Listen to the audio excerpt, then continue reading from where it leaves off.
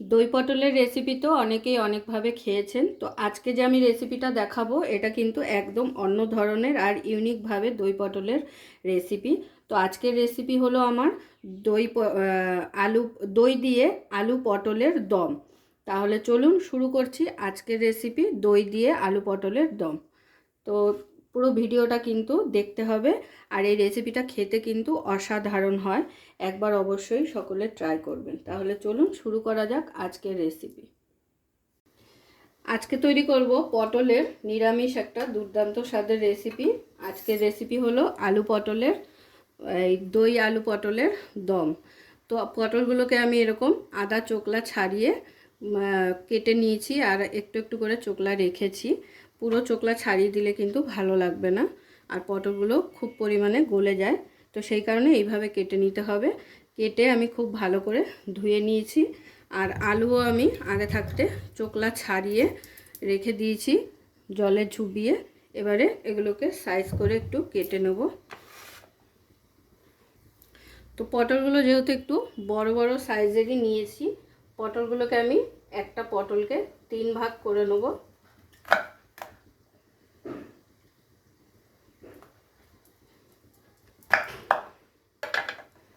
তো দেখুন এইভাবে বেশ বড় বড় করে একটু কাটলে দেখতে ভালো লাগবে। তো পটলগুলোকে এইভাবে বড় বড় করেই 3 ভাগ করে নেব, আর যেগুলো একটু সাইজে ছোট আছে সেগুলোকে 2 ভাগ করে দেব।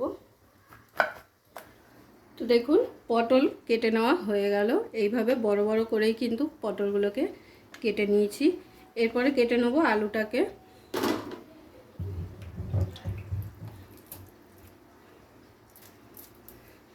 আলুটাকেও একটু বড় সাইজ করে কেটে নেব, খুব বেশি ছোট সাইজ কিন্তু করব না।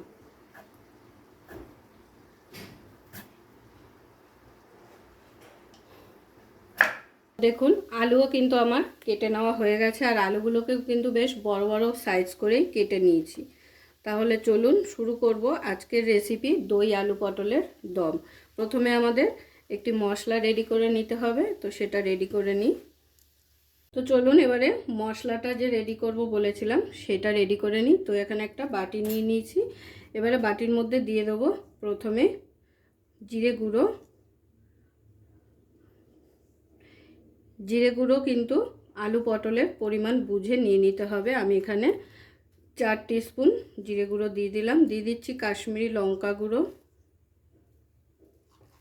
এটা কিন্তু সম্পূর্ণ রঙের জন্য, এটাতে কিন্তু কোনো ঝাল হয় না। আর তার সঙ্গে দিয়ে দেবো হলুদ।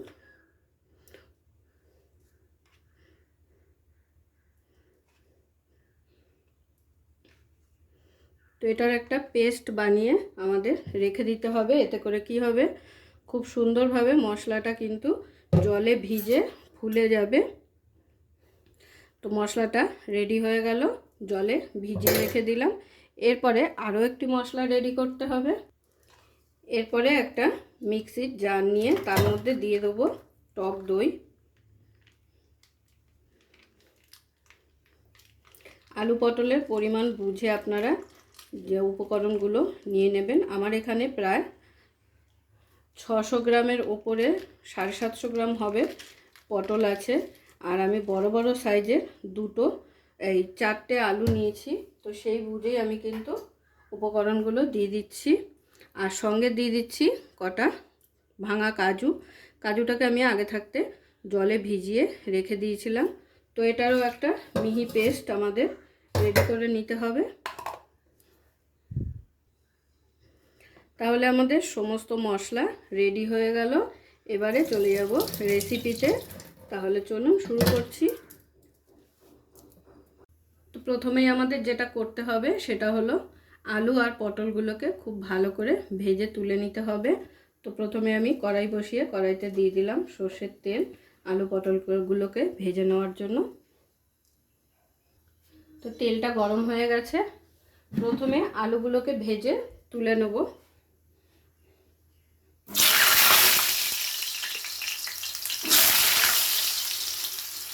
তো দেখুন আলুগুলোকে ভেজে নেওয়া হয়ে গেল। এবারে আলুগুলোকে একটা প্লেটে তুলে নেব।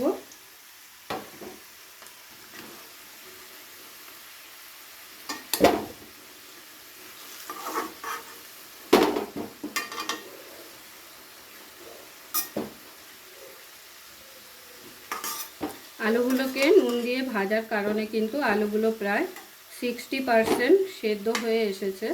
তো এইভাবে একটু হালকা নুন দিয়ে কিন্তু ভেজে নিতে হবে। হলুদের ব্যবহার কিন্তু আমি করিনি, আগেও বলেছি। একইভাবে পটলগুলোকেও কিন্তু আমাদের ভেজে নিতে হবে, আর পটলেও কিন্তু আমি হলুদের ব্যবহার করব না।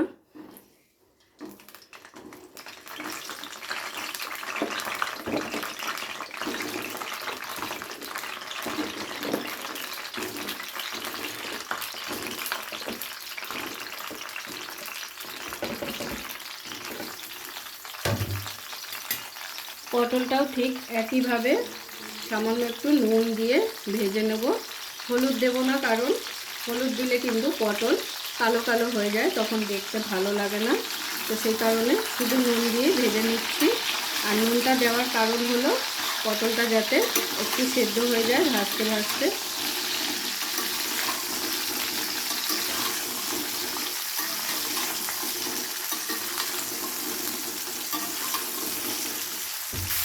তো দেখুন পটলগুলোও কিন্তু হালকা করে ভেজে নেওয়া হয়ে গেছে।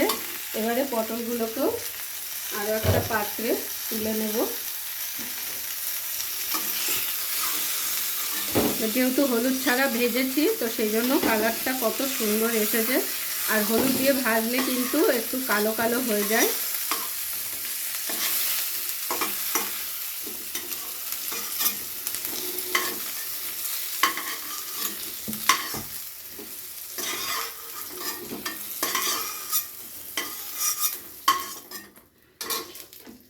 তো পটল আর আলু দুটোই কিন্তু ভেজে আমার নেওয়া হয়ে গেল। এবারে কড়াইতে আবারও দিয়ে দেবো সর্ষের তেল।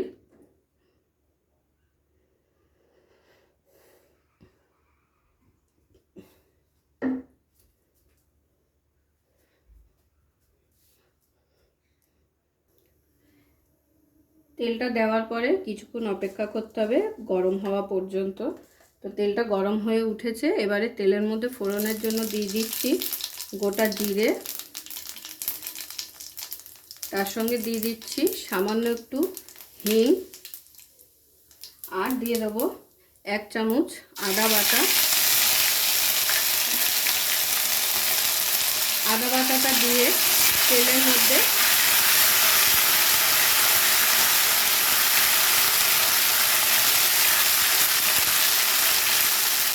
আদা বাটাটা দিয়ে তেলের সঙ্গে খুব ভালো করে ভেজে নিতে হবে।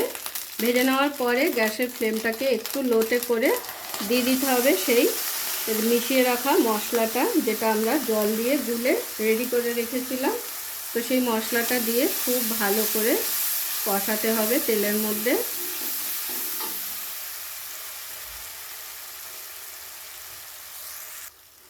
এরপরে সেই মশলার বাটিটা ধুয়ে সামান্য একটু জল দিয়ে দিলাম, মশলাটা যাতে পুড়ে না যায়। তো অল্প অল্প জল দিয়ে মশলা কষালে কিন্তু মশলা দারুণ কষানো হয়। তো খুব ভালো করে এবারে একটু কষিয়ে নেব, তেলটা রিলিজ না হওয়া অবধি, মশলার গা থেকে তেলটা না ছাড়া অবধি। তো ভালো করে একটু কষিয়ে নিতে হবে সময় নিয়ে।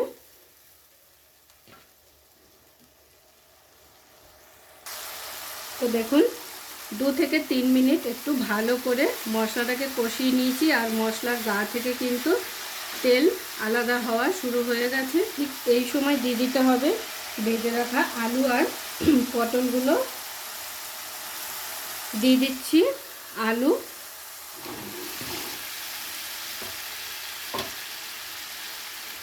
পটল,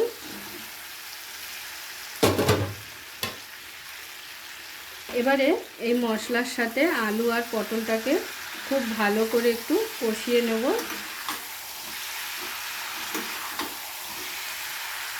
খুব বেশি গুঁড়ো মশলার ব্যবহার কিন্তু এখানে করা যাবে না। আপনার আলু পটলের পরিমাণ বুঝেই কিন্তু মশলাটা ব্যবহার করবেন, যেহেতু আমাদের কাজু আর দইয়ের পেস্ট করবে এর মধ্যে। আবার রান্নাটা কিন্তু খুবই সহজ, আর একদমই কম উপকরণেই কিন্তু এই রেসিপিটা করে নেওয়া যায়।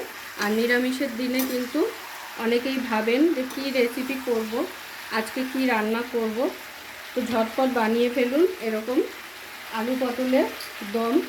দই দিয়ে, খুব টেস্টি হয়। এবারে দিয়ে দেবো ঝালের জন্য কাঁচা লঙ্কা বাটা। আপনারা চাইলে চেরা কাঁচা লঙ্কা বা শুকনো লঙ্কার যে গুঁড়োটা হয় সেটাও ব্যবহার করতে পারেন। তো আমি এখানে কাঁচা লঙ্কা বাটাই দিয়ে দিচ্ছি।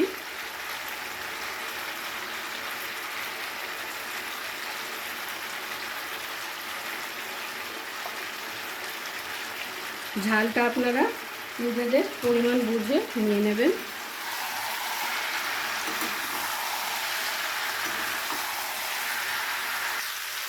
তো আলু আর পটলটা মশলার সাথে খুব ভালো করে কষানো হয়ে গেছে। দেখুন মশলার গা থেকে কিন্তু তেল ছাড়তে শুরু করেছে। এবারে এখন গ্যাসের ফ্লেমটাকে লোতে করে এখানে অ্যাড করে দেবো কাজু আর দইয়ের পেস্টটা।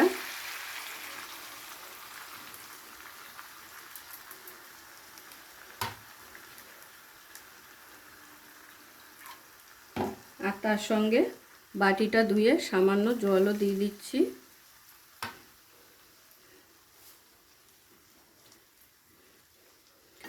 এবারে হালকা হাতে খুব ভালো করে নাড়াচাড়া করে সব কিছু একসাথে মিশিয়ে নিতে হবে।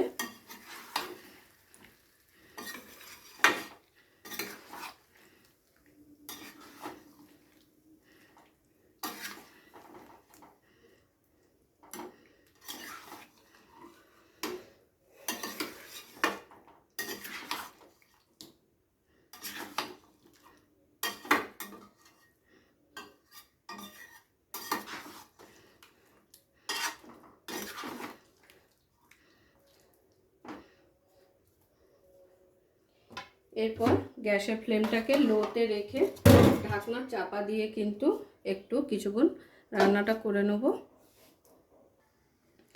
তো 2 থেকে 3 মিনিট ঢাকনা চাপা দিয়ে রান্নাটা করে নিয়েছি। এবারে কিন্তু এখানে দিয়ে দেবো গ্রেভির জন্য ফাইনালি জল।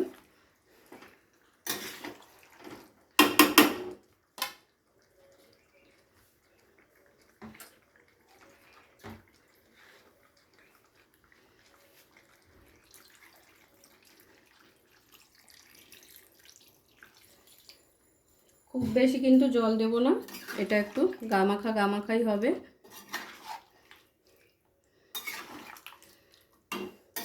তো জলটা দেওয়ার পরে খুব ভালো করে নাড়াচাড়া করে নিয়ে ঢাকনা চাপা দিয়ে কিন্তু রান্নাটা করে নেব।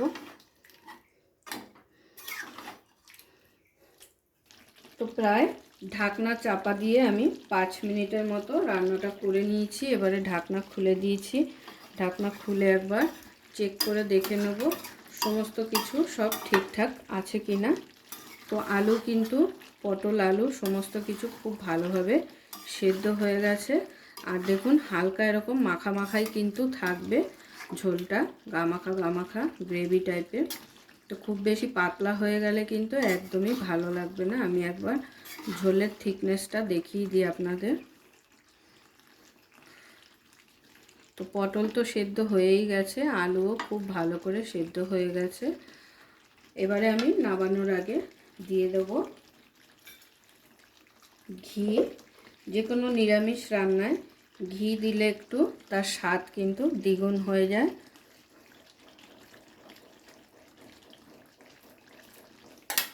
আর তার সঙ্গে দিয়ে দেবো একটু গরম মশলা।